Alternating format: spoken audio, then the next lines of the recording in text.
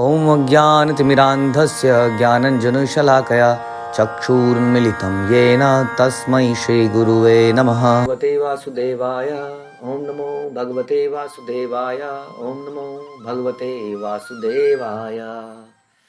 अन्ये च देवर्षि ब्रह्मर्षि वर्या राजर्षि वर्या अरुण आदया च नाना आर्षेण प्रवरान समेतान अभर्ष्य राजा शिरसा ववंदे।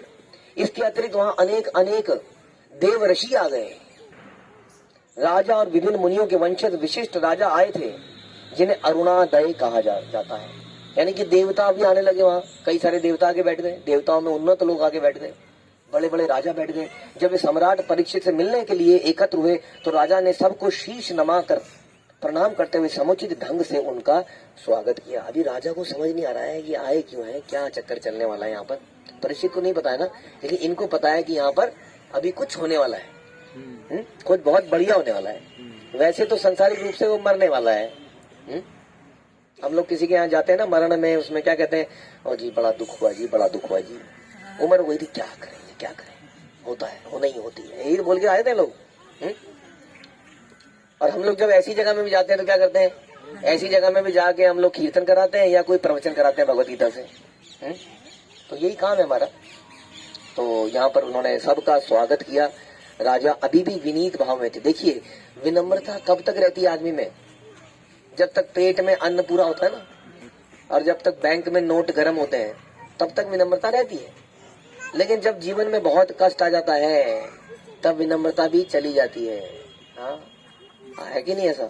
क्योंकि तब आदमी क्या हो जाता है, विद्रोही, नहीं सुनूंगा, क्या मिला मुझे यहाँ पे, ऐसा होता है कि नहीं, क्या मिला मुझे, आखिर मुझे मिला क्या, ये मिला मुझे, ये मिला, नहीं करूंगा। कितने लोग देखे ना आपने ऐसे, नहीं करूंगा, ये लो अपनी पकड़ माला फेंक दो इसको, ऐसे बहुत लोग हैं। हाँ तो विनम्रता भी तभी रहती है आदमी के अंदर जब कुछ भगवान से मिलता रहता है ना कुछ, तो आदमी विनम्र रहता है। लेकिन जब कष्ट आते हैं हमारे जीवन में तब हम विनम्र नहीं रह पाते। लेकिन राजा परीक्षित से ज्यादा किसके जीवन में कष्ट आया आपने देखा हो, पांडवों के जीवन में, राजा परीक्षित के जीवन में। हाँ बेचारे ने पूरा, उन्होंने एक्चुअली में राज्य है कृष्ण भावना में से जिया और अंत में ऐसा श्राप मिल गया। क्या केवल किसी से मजाक करने के लिए वजह से श्राप मिल जाना चाहिए, मृत्यु दंड मिल जाना चाहिए? उसके बाद भी उनके अंदर क्या है, विनम्रता है। ऐसा होता है कि नहीं, जब पेट में आग निकल रही होती है तब थोड़ा भक्तों में बहस होने लगती है। तभी तो प्रसादम की लाइन में सारे झगड़े क्यों होते हैं, क्योंकि व्याकुल सवेरे से चल रहे हैं। अब जरा सा भी कुछ हो जाए ना अगर गड़बड़, प्रसाद देने वाले ने कुछ भी गड़बड़ कर दी जरा से, बस फिर तो आग निकलती है वैष्णव के अंदर से। इसलिए प्रसाद डिस्ट्रीब्यूशन करना थोड़ा सा रिस्की काम भी है। हाँ वैष्णव बड़े सवेरे से परेशान है।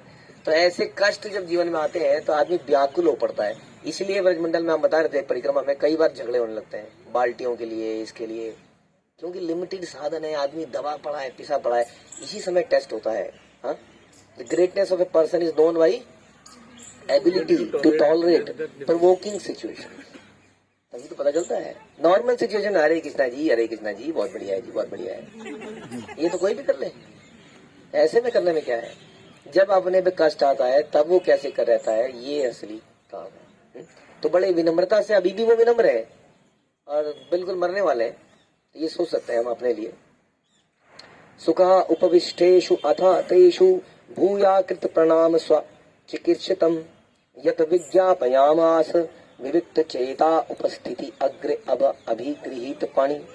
जब सारे ऋषियों तथा अन्य लोगों ने सुख पूर्वक आसन ग्रहण कर लिया, कौन सा आसन कर लिया, सुखासन ग्रहण कर लिया। सुखासन मतलब जिसमें आप बैठे हो, सुख मिलता है नहीं इसमें। पद्मासन में थोड़ा टांग को ट्विस्ट करना पड़ जाता है, बाकी कई आसनों में दिक्कत है।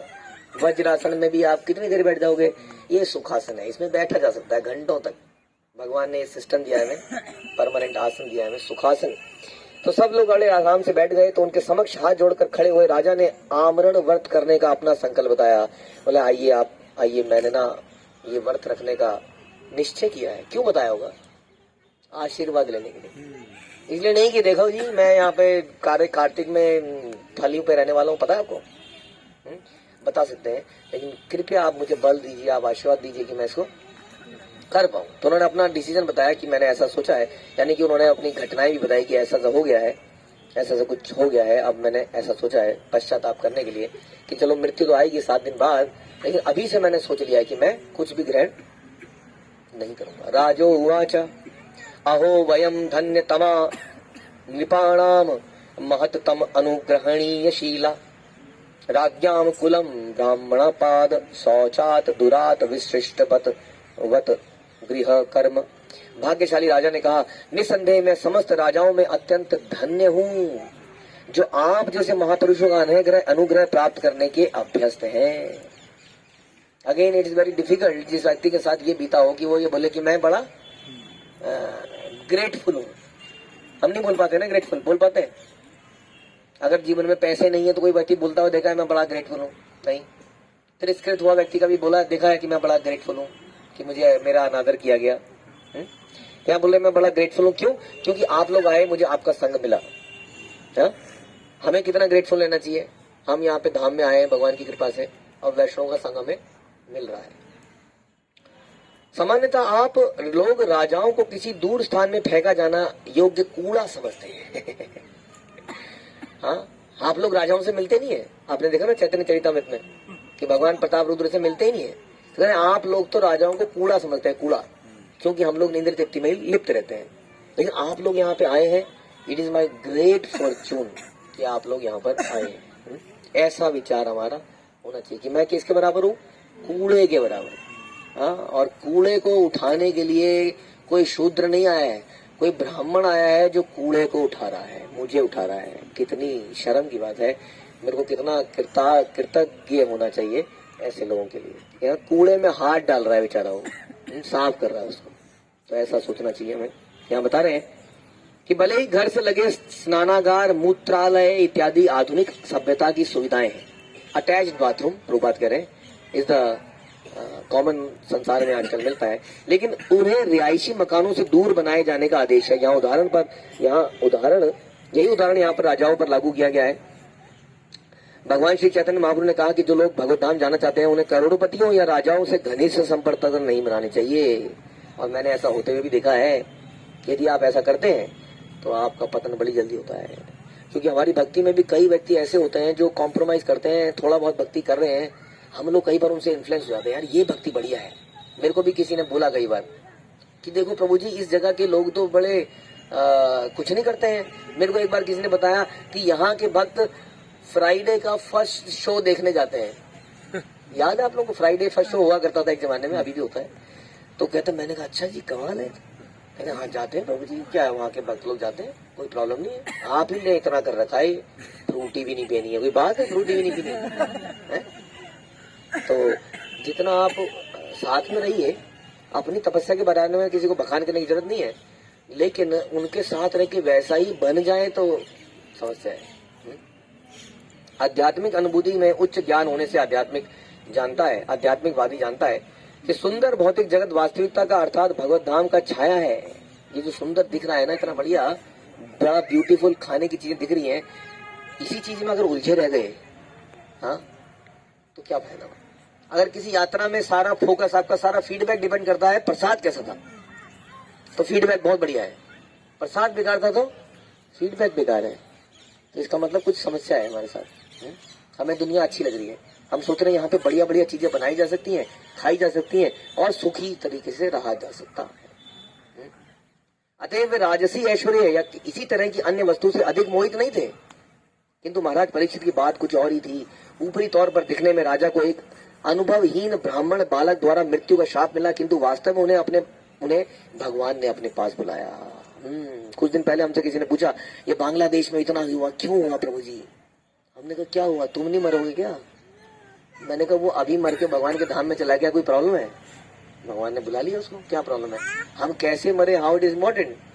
ऐसा भी है क्या कि मरते हुए मैं खाट पे लेटा होना चाहिए, कीर्तन चल रहा होना चाहिए? तभी तो हम लोग वो गीत को गाते नहीं है जो लोग गाते हैं। कौन सा गीत है वो? इतना तो करना स्वामी, हा? कि जब प्राण तन से निकले, वाह जी वाह, स्वामी तुम्हारे पास आए तो तुम बीच में पितामह बन गए। कि स्वामी आए और पिताम्बरी रखी हो, धरी हो, मुरली पकड़ी हो, वो मुरली बजाए और हम देखते देखते प्राण त्याग दें। ऐसा एक सर्वेंट तो सर्वेंट है, वो सेवा करता करता मर जाए, जैसे श्रील प्रभुपाद ने प्राण त्यागे भागवतम का ट्रांसलेशन करते करते, इंस्ट्रक्शन देते देते, तो ऐसे ही प्राण त्यागने हैं। तो ऐसा तो नहीं बताया गया कि ऐसे प्राण त्यागेंगे इसकी मृत्यु। कई बार बोलते ना, ओ बड़ी अच्छी मृत्यु हुई जी, बड़ी अच्छी हुई जी, ऐसे ही चला गया, पता ही नहीं चला। हाँ, तो इसका मतलब जय पता का जैसे महाराज जैसे व्यक्ति परमहंस, उनके साथ कोई गलत करा हो रहा है, हाँ, जो उनका जीवन ऐसा जा रहा है। ये सब बेकार की बातें हैं। हमने जीवन कैसे बिताया, ऑल्दो कृष्ण कहते हैं कि अंतकाले च मामेव शरण उक्ता कलेवरम, but that does not mean कि आपकी उसमें ये बताया जा रहा है कि अपनी डेथ को ग्लोरीफाई करो, डेथ को ग्लोरियस डेथ मरो। Glorious death is depending on glorious life. पूरी लाइफ में कुछ किया नहीं और हम डेथ को ग्लोरीफाई करने में लगे हैं। ये व्यक्ति शांत खाक में पड़ा पड़ा मर गया जी, पता ही नहीं चला कितना बढ़िया मरा। क्या मरा? कद्दू मरा। जिसने अपने पूरे जीवन में कृष्ण का नाम नहीं लिया, सेवा नहीं करी, खाट में मर गया, तो क्या हो गया? वो जानवर की तरह मर गया वास्तव में। इसलिए हमें सोचना है कि मरना कैसे मरा इंपॉर्टेंट नहीं है। सांप कटने से परीक्षित महाराज मरे जी, ये तो अच्छा नहीं हुआ जी। तो ये सोचने का विषय है कि हमने जीवन कैसे बिताया। तो महाराज परीक्षित के आमरण व्रत का समाचार पाकर जितने भी आध्यात्मवादी महर्षि योगी वहां एकत्र हुए थे, उनका दर्शन पाने के लिए उत्सुक थे, क्योंकि वो भगवत धाम वापस जा रहे थे। तो एक तरह से ये एक उत्सव का समय था। महाराजा परीक्षित भी इस बात को समझते थे कि वहां पर जितने ऋषि एकत्र हुए हैं, वे उनके पूर्वज पांडवों की भगवत भक्ति के कारण उन पर बड़े कृपालु हैं। क्यों आए? इसलिए नहीं आए कि मैं कुछ खास व्यक्ति हूँ, इसलिए आए कि मेरे पूर्वज बहुत ही भगवान के प्रिय भक्त थे, अपने को छोटा मानते हैं। अतः परीक्षित महाराज अपने जीवन की अंतिम अवस्था में समस्त मुनियों को वहां उपस्थित पाकर अत्यंत कृतज्ञता का अनुभव कर रहे थे, और उन्होंने ऐसा अनुभव किया कि यह सब उनके पूर्वजों तथा पितामहों के प्रताप का कारण है। अतः उन्हें गर्व हुआ कि वो ऐसे महान भक्तों की वंशज हैं। ये नहीं हुआ कि मैं हूँ। भगवान के भक्तों का ऐसा गर्व भौतिक समृद्धि से उत्पन्न दर्प के तुल्य नहीं है। यह ध्यान रखिए। हम भी जैसे कई बार फील करते हैं, we are very happy that we are Vaishnavas in this परंपरा, हम इस श्रील प्रभुपाद की परंपरा में आते हैं। लेकिन ये घमंड वैसा घमंड नहीं है, ये एक अलग तरह का सुख है।